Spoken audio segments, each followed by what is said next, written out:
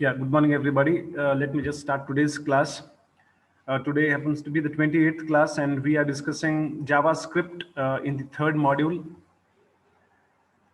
Let me just first share my screen.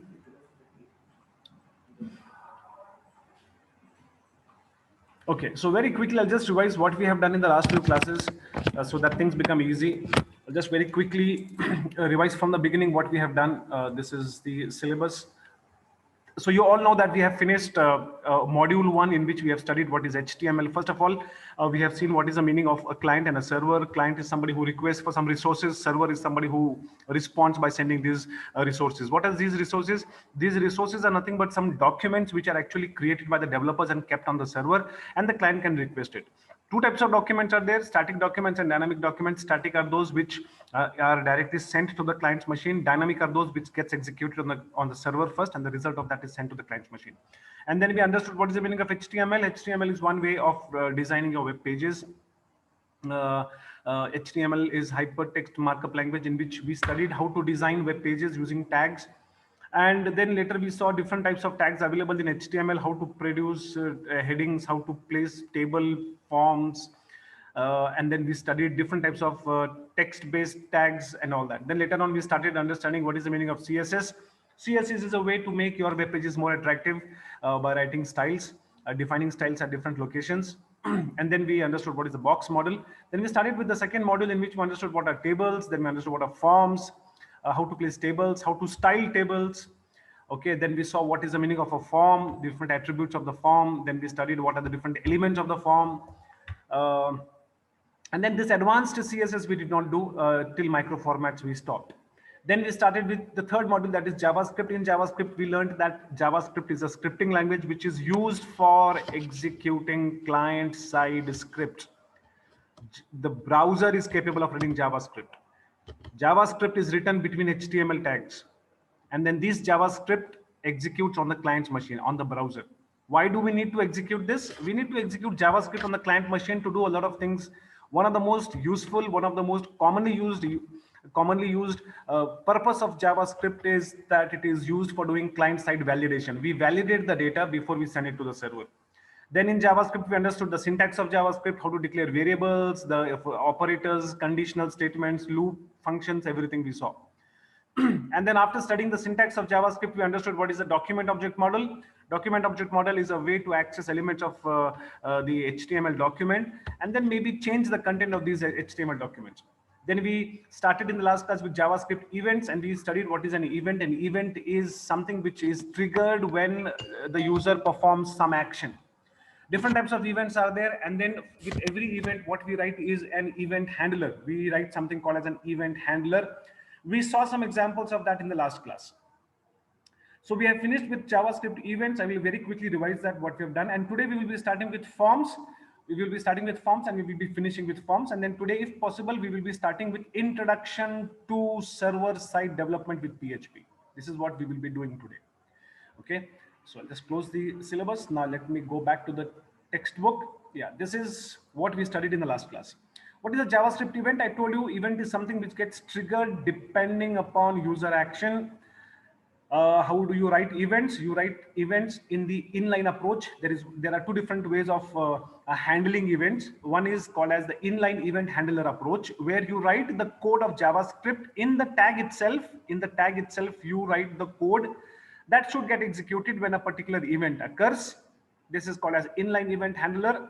So in inline event handler, you can write the execution like this. You write it like this, and you directly write the JavaScript code here. So when this div tag is clicked, this code executes. This is what it means.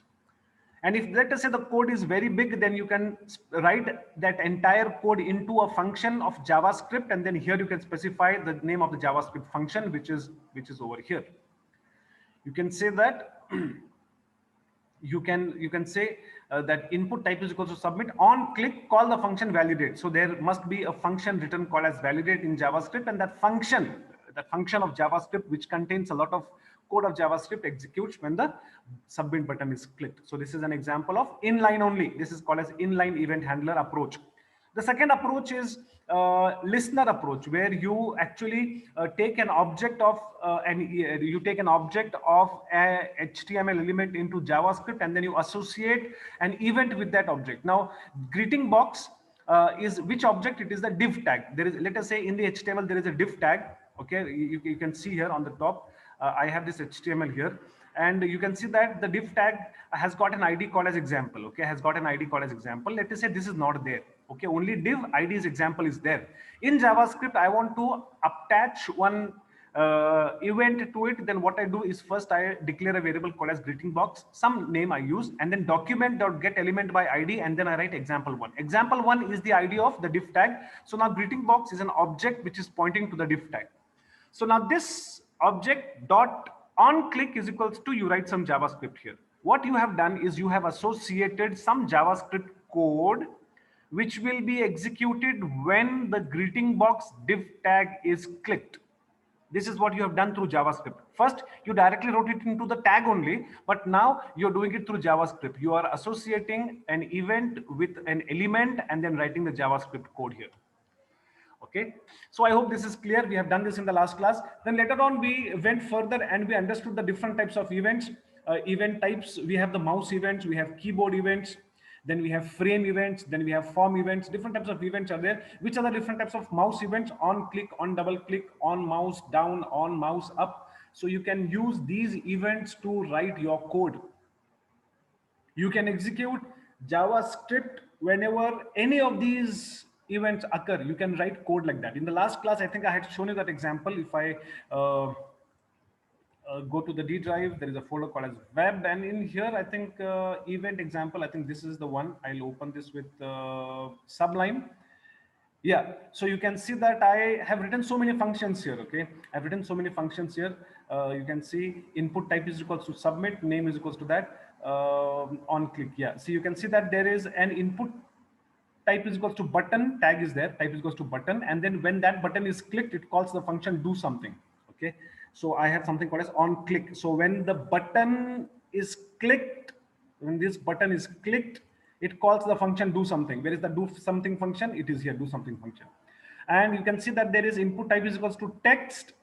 So when the mouse, yeah, this is for the keyboard. When the key is pressed, it calls do something else function. Where is do something else function? It is there. So basically, you write different types of events: on key press, on click, on double click, on mouse over, on mouse out. Any event you can use and you can execute any JavaScript. Okay, so we have different types of mouse events here: on click, on double click, on mouse down, on mouse up, over, out, move. These are some of the mouse events. Similarly, we have some of the keyboard events, like if mouse down, if mouse, if key press, if key down, if key up. So these are some of the keyboard events that you have to remember. And then finally, we have some form events like on blur, on change, on focus. On blur, I told you that if, let us say, the form loses its focus, then it is called as on blur. The moment that happens, you can execute some JavaScript. The moment, let us say, something in the text box changes, I shown you this example also on change. The data in the text box changes, then you can execute some JavaScript. So this event, you can use it at that time. On focus is when the form gets focus, you can execute some JavaScript.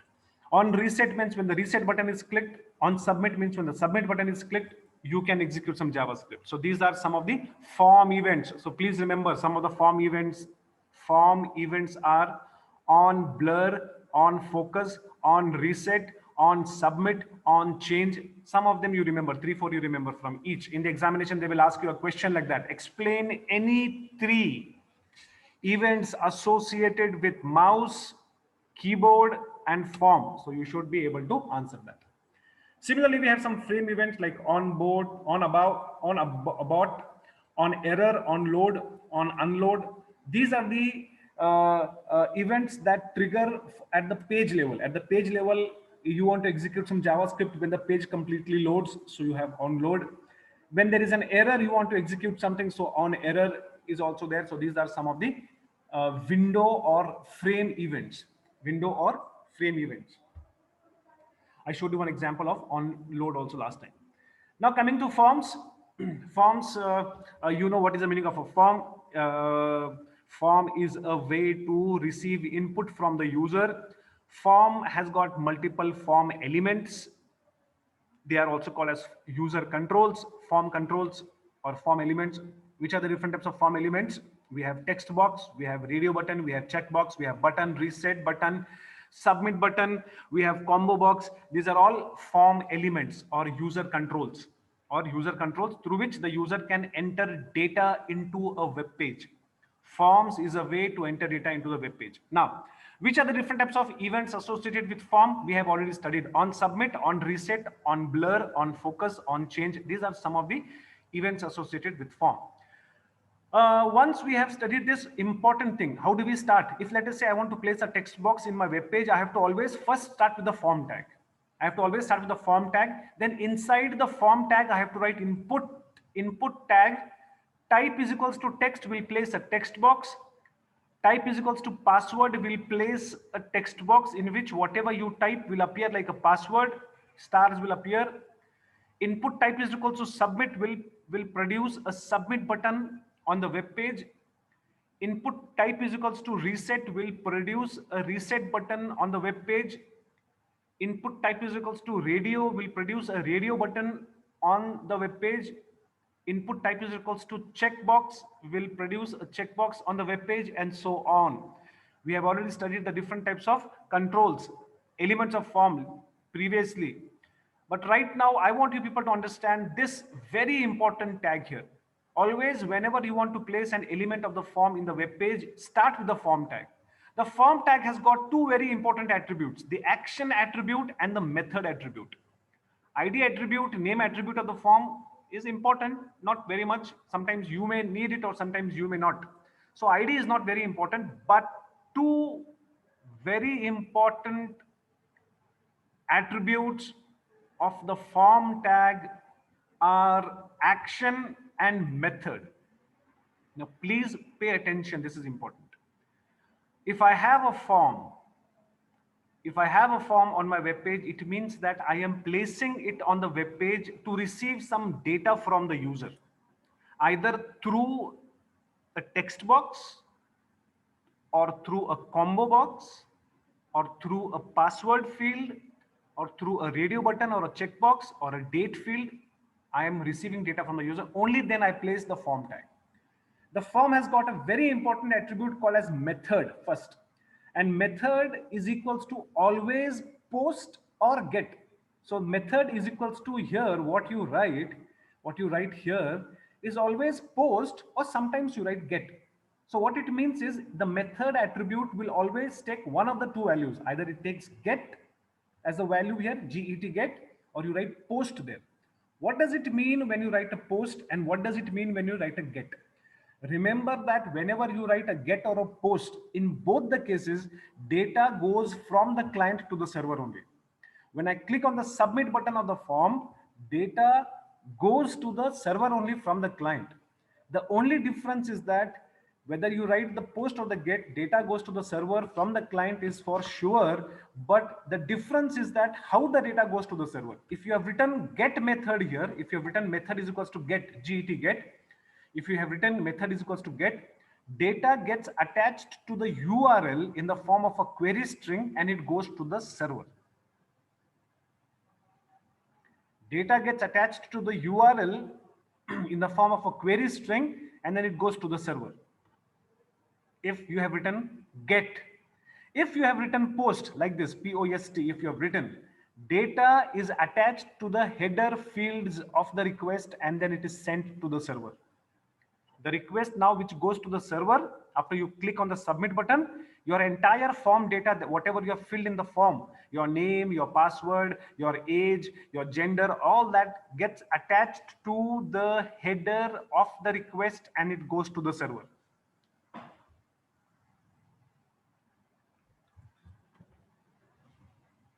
Remember that.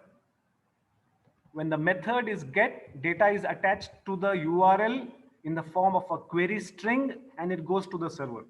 When the method is post, data is attached to the header of the request and it is sent to the server. Only this much you remember. Now, what we will do with that data on the server, I will tell you that later on. Right now, I want you people to just understand and remember only one thing, that the form has got two very important attributes, action and method. These two attributes of the form tag are very important. Input has got an attribute called as type, name, ID, all that. Form tag has got an attribute called as action and method. The method takes two values, get or post. Get means data is sent to the server attaching to the URL in the form of a query string. Method is equals to post means data is attached to the headers, not to the URL, and it is sent to the server. And I have already told you what are the advantages and disadvantages of get and post. The disadvantages of get is that data is visible in the URL. Data is visible in the URL, whereas in the post it is not visible. Second advantage of post is you can send any amount of data. You can send any amount of data to the server.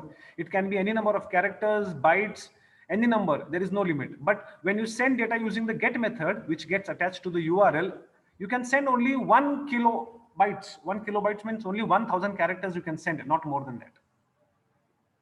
Not more than that. So if your form is very, very big, okay, and your form, you're sending a lot of data, you are inputting a lot of data like your name, age, address, a lot of messages you want to attach in the form you are asking to enter, then using the get method is not a good idea, because your data may exceed 1000 characters, 1000 bytes.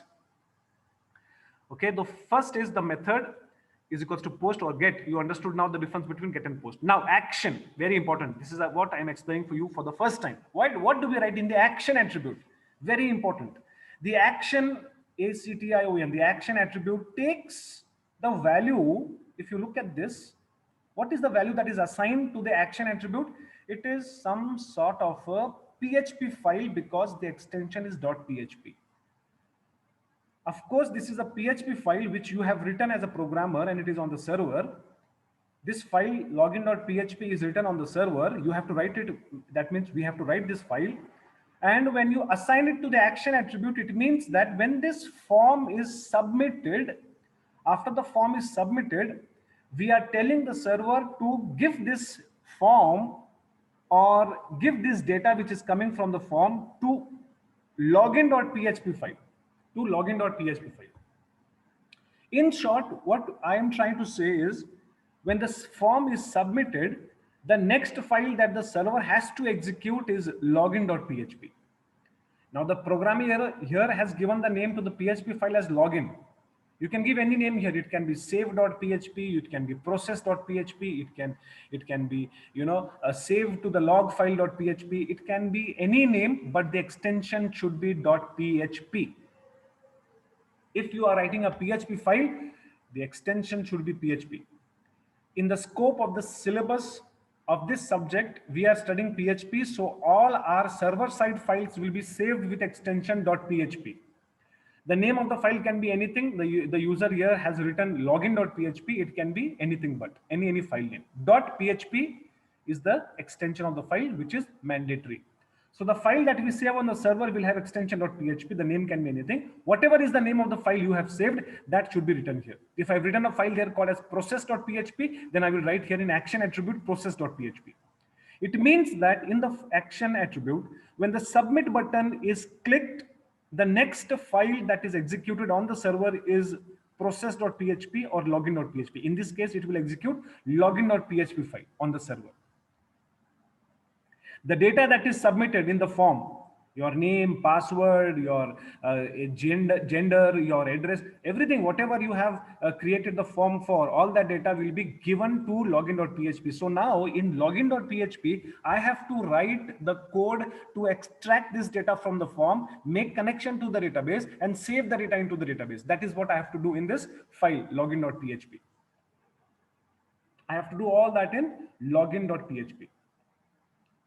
So we are going to learn this PHP later on, but right now just understand the action attribute of the form tag, that in the action attribute, you assign the name of the PHP file that should get executed when the form is submitted. The action attribute, you specify the value, which is the name of the PHP file that should get executed when the submit button is clicked. That's it. Now, coming to validating forms. How do we validate forms? Empty field validation. Okay, let us, I will directly write a program here. Okay, What I have here, I will remove all these functions. I don't need them, all these functions. Let me have only one function called as do something, or I will do one thing. I will call this as validate. The name of the function is validate, and let us say there is no code inside it right now. And I have input type is equals to text, name is equals to txt, id is equals to txt, on press. All this also I don't want, because I don't want any event to occur when the text box is clicked. Then I have here input type is equals to button, value is click me, and then on click do something. Okay, then you have input type is equals to submit and reset. So basically what I have here is simple HTML page which contains a form. It contains a form on which contains a form, and then you can see that form attribute. I did not write anything here. Action, all that I have not written here, because I'm not going to submit this actually to the server right now. Of course, whenever there is a form on the web page, it has to be submitted to the server. All that is required. But right now I have not written any PHP, so I will keep it blank. No problem. So okay. So the form attribute, in the form tag, I have two elements. One is a text box, and what is the name of the text box? It is txt. What is the ID of the text box? It is txt. Then I have a button here. Value of that is click me, on click do something. Okay, not do something, it should be validate. Okay, it should be validate. Now what I want to validate is when the button is clicked, I don't want the text field to be blank. If it is blank, then it should display me a message that I cannot submit the form because the text box is empty. First I want to do empty field validation. Empty field validation means how to check if a particular field is empty. So which is this file? It is events underscore. So I go there, I double click on this, and then you can see that I have a text box, and then I have a button here called as click me. When I'm clicking on that, nothing is happening because I've still not written any code here. I've still not written any code.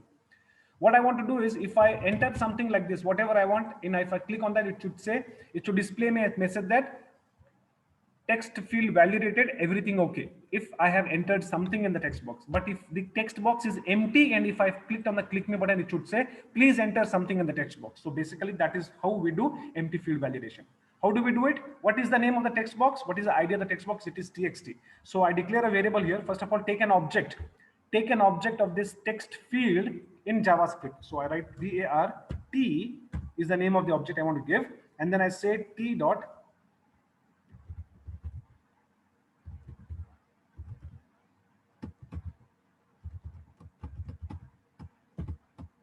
get element by ID. What is the ID of that text box? It is txt. So document.get element by ID txt. First I've taken the object, I have retrieved, I have accessed, I have taken the object of this text field into the variable t. Now I will check with t dot value. If you want to access the data that is entered in the text box, if you want to access the data in the text box, this text box is there. The data that I've entered here, let us say I've entered Naveed there. If I want to access the content of the text box, I write t is the object dot value. Okay, so what I do is I declare a variable var data is equals to t dot value. Okay, and then alert. Let me just first display this data and see whether it is coming properly or not. So what I did first, I took the object of that text field, then using that object dot value gave me the value that is typed in the text box. It came into data, and then first I want to just alert this data, whatever I've entered in the text box. So if I've entered Naveed here, if I click on this, it should display me Naveed. If I've entered MMEC, and then if I click on this button, it should display me MMEC. So whatever data I have entered in the text box, I'm just retrieving that in a variable called as data, and I'm displaying that using the alert. Okay, now let us see what happens. So file, save, I go here, I refresh. Now let me say Naveed. So you can see that it displays me Naveed here. Okay, so if I enter MMEC welcomes you, MMEC welcome you. So you can see that it displays me. So whatever I'm entering in the text box, you can see that it is getting displayed. Okay, fine. Okay, now what I want to actually check is I want to just check whether the data that is entered in the text box is there or no. If it is empty, then I have to display a message saying that it is empty. Otherwise, it should say form submitted successfully. So now I will check. How do I check for empty data? If data is equals to empty string. If data is equals to empty string, if this data that you have entered in the text box, if it is empty, means nothing, empty string. In that case, it should display me a message, please enter data in the text box. Else, if data is empty, then display this. Else means what? Else means in data there is something. It is not an empty string, there is something. In that case, what I want you to display is data is perfect, a form will be submitted. Okay, data is perfect, a form will is submitted, or something like is submitted. Okay, something like that I've just written. This is only to check if empty text box is submitted. So I save the value, I come here, I refresh this. Now I enter something like this, SDSD. So when I click on that, it says data is perfect, form is submitted. Okay, no problem. So if I enter Naveed, if I click on that, it says data is perfect, form is submitted. But what will happen if I submit a empty text box? So if I remove everything from that, and then if I click on this, you can see please enter data in the text box. So click on that, it says please enter data in the text box. So what we are doing is we are validating empty field validation. So you can see that if field value is equals to null, or if it is equals to nothing, then alert you enter username. So the example that I have written here, or this example, you can execute and you can show it. Okay, you can write this program. In the examination they will ask you write a program in JavaScript to do empty field validation. So you will have to write this particular program here. Okay, and then this is good. This is a simple program, no problem. You can write two text boxes, you can have one text box, anything is fine, no problem. Okay, so this is for empty field validation.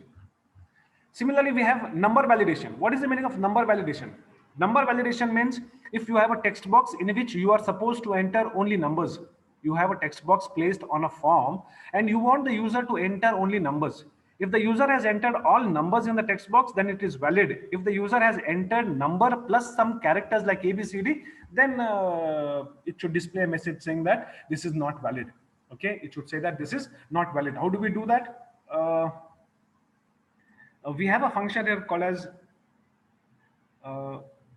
not a number is, yeah, is, let me see this, because so let us take the same example. Let us assume that this text box here is a text box in which you are supposed to enter your phone number. Phone numbers cannot contain characters, it should contain only numbers. Okay, so now data is the data that you have entered in the text box. Now I have to just check if data contains all numbers. So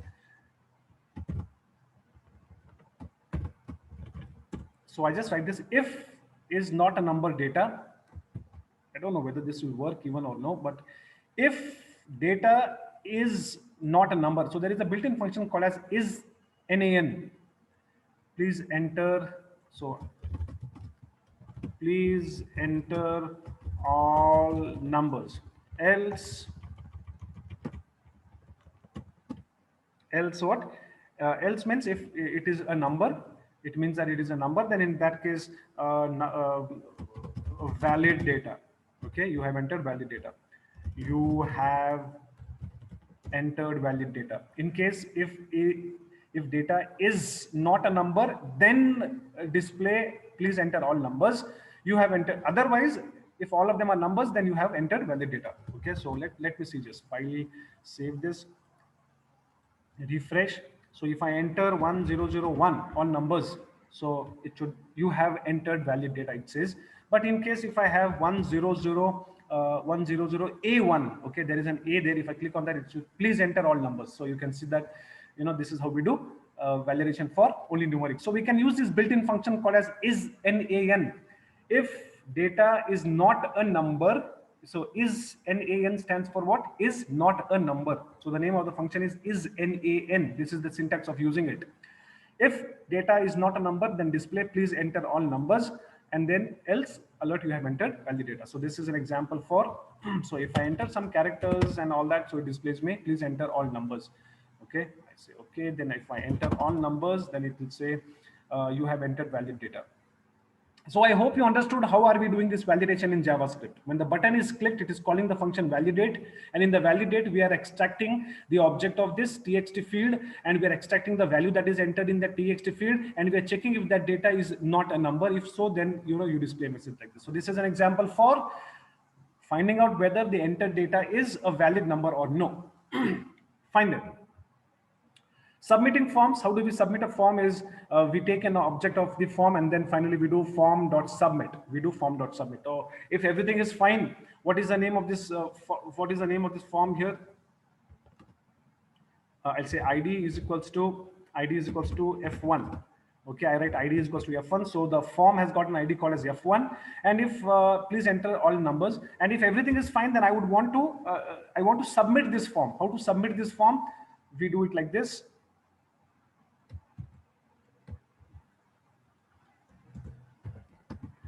F1 is equals to get element by ID F1, and then F1 dot submit. So this is how we submit the form.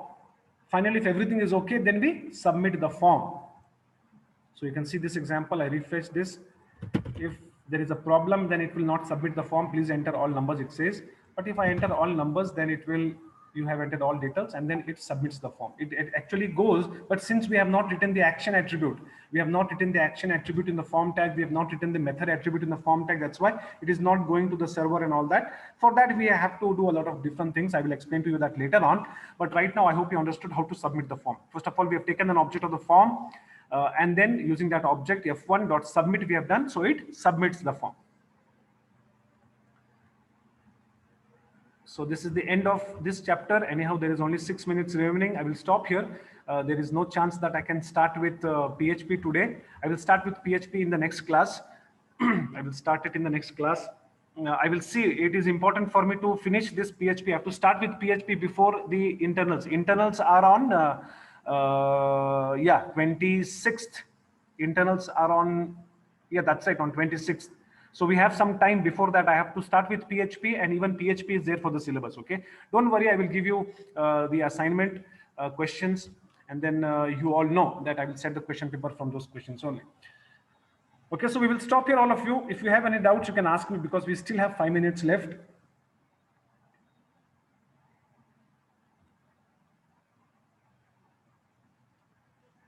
Yeah, Akshata is asking a question as to the second IA will be online or offline. Now, see, anyhow, you all know that offline classes is not compulsory. Only if you feel that